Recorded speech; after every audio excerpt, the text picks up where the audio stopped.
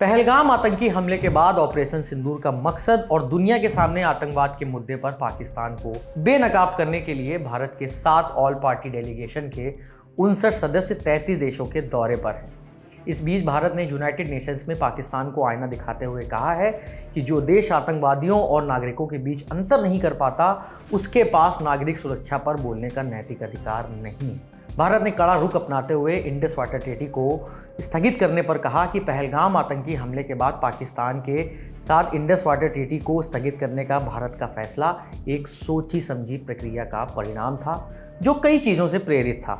हमने स्पष्ट किया कि 1960 के जल बंटवारे समझौते का उल्लंघन भारत ने नहीं बल्कि पाकिस्तान ने किया है। पर्वथा नेनी अरीस यूएन में भारत के परमानेंट रिप्रेजेंटेटिव हैं।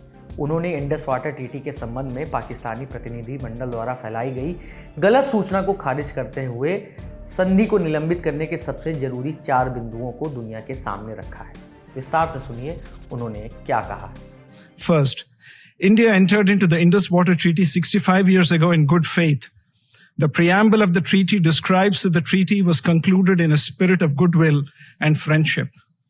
Throughout the 6.5 decades, Pakistan has violated the spirit of the treaty by inflicting 3 wars and thousands of terror attacks on India. In the last 4 decades, more than 20,000 Indian lives have been lost in terror attacks, the most recent of which was a dastardly targeted terror attack on tourists in Pahalgam last month. Bharat के permanent representative Harish के मुताबिक क्षेत्रीय सुरक्षा चिंताओं के अलावा भारत की ऊर्जा आवश्यकताओं और बांध सुरक्षा सहित कुछ और फैक्टर्स ने भी फैसले को लेना बहुत जरूरी बना दिया था।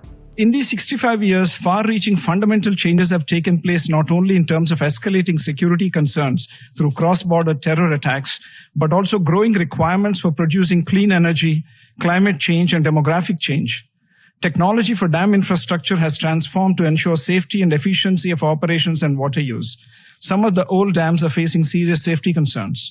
However, Pakistan has continued to block consistently any changes to this infrastructure and any modifications to the provisions which is permissible under the treaty.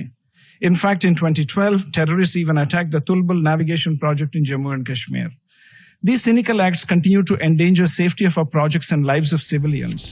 इसके अलावा उन्होंने तीसरे बिंदु में कहा कि भारत ने पिछले 2 सालों में कई मौकों पर औपचारिक रूप से पाकिस्तान से संधि में संशोधनों पर चर्चा करने के लिए कहा है, हालांकि पाकिस्तान ने इन्हें अस्वीकार करना जारी रखा। इन सभी पृष्ठभूमियों को आधार बनाते हुए भारत ने आखिरकार घोषणा की है कि जब तक पाकिस्तान, जो आतंक का वैश्विक केंद्र है, सीमा पार आतंकवाद के लिए अपने समर्थन को विश्वसनीय और अपरिवर्तनीय रूप से समाप्त नहीं कर देता, तब तक संधि स्थगित रहेगी। Against this backdrop that India has finally announced that the treaty will be in abeyance until Pakistan, which is a global epicenter of terror, credibly and irrevocably ends its support for cross-border terrorism. It is clear that it is Pakistan which remains in violation of the Indus Water Treaty. आपको बता दें कि पहलगाम आतंकी हमले के बाद 23 अप्रैल की शाम को प्रधानमंत्री नरेंद्र मोदी की अध्यक्षता में हुई कैबिनेट कमेटी ऑन सिक्योरिटी माने CCS की एक बैठक हुई थी, जिसमें गृह मंत्री अमित शाह, रक्षा मंत्री राजनाथ सिंह और विदेश मंत्री S जयशंकर भी मौजूद थे।